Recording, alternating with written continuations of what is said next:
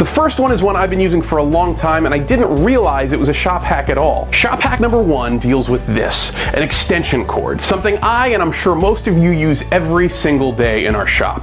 Now, if I only need 4 or 5 feet of extension cord, I don't want to unroll a 50-foot length. That's ridiculous. Not to mention putting it away wastes a ton of time. So instead of winding it up from the ends, wind it up from the middle.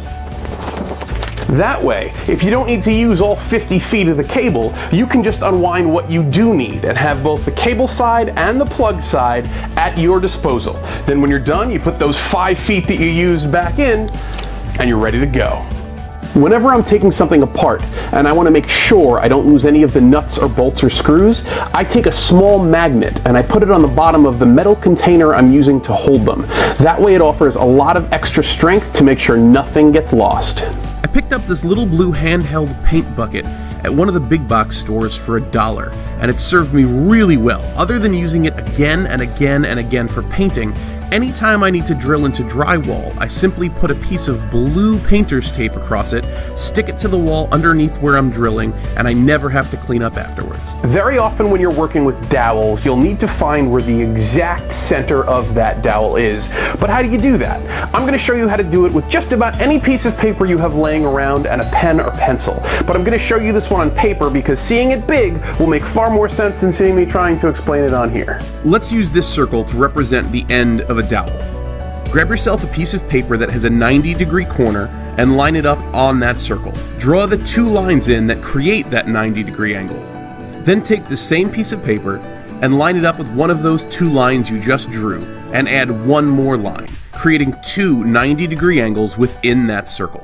The final steps are to draw lines that connect the corners of the 90-degree angles with the adjacent points where the line meets the circle. That'll give you the exact center of a circle every time. Since we're already talking about finding the center of things, now is the ideal time to show you my next shop hack. And that is a way to find the exact center of the side of a board, which I often need to do in my shop.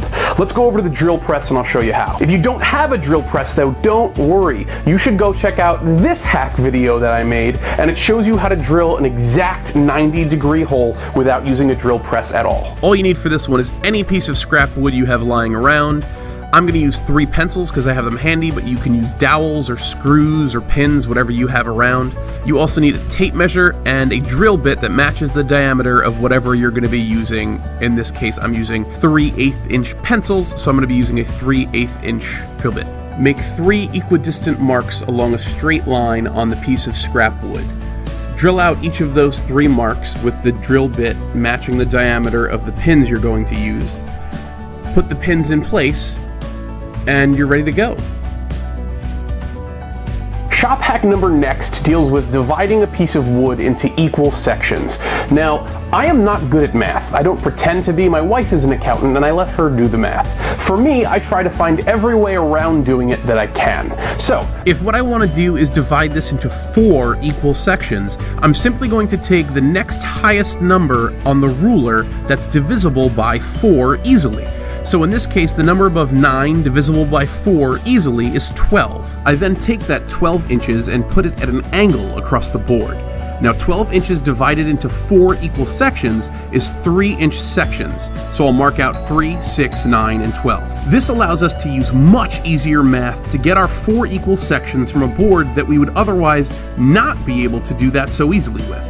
The next shop hack I get to talk about is one of my favorite inventions out of all of mankind, and we've invented a lot of stuff, but this one is Velcro. Velcro is one of the most useful things we've ever made, and in my shop it keeps me safe, so I absolutely love it.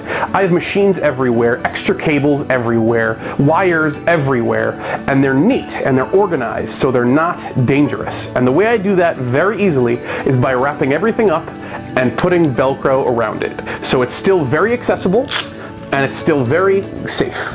That's how I like it. No shop can ever really have enough light, especially when you're working on something small or intricate. You always need the extra bit of light to make sure you can see what you're doing and stay safe. Now you can, without blinking an eye, go and spend hundreds of dollars on specialty lights for your workshop. And in some instances that's definitely called for, but in my shop, I spent $6 on this. I've been using it for years and I love it. It's a clip light. Check it out. Ooh, that's an efficient, inexpensive light source. I am fully aware that this next shop hack slash tip slash trick is nuts. It is, I know it. But I am a firm believer that any good maker shop should have one of these. A hairdryer. What's this? I said take only what you need to survive. It's my industrial strength hairdryer. And I can't live without it! Not just to keep you looking luxurious, but because it is a versatile tool. A heat gun puts out way too much heat, and it usually has limited settings. This, you can control the heat that's put out, you control the air that comes out of it. If you are drying paint, if you are drying glue, if you are drying touch-up, if you are shrink wrapping things, this is your friend.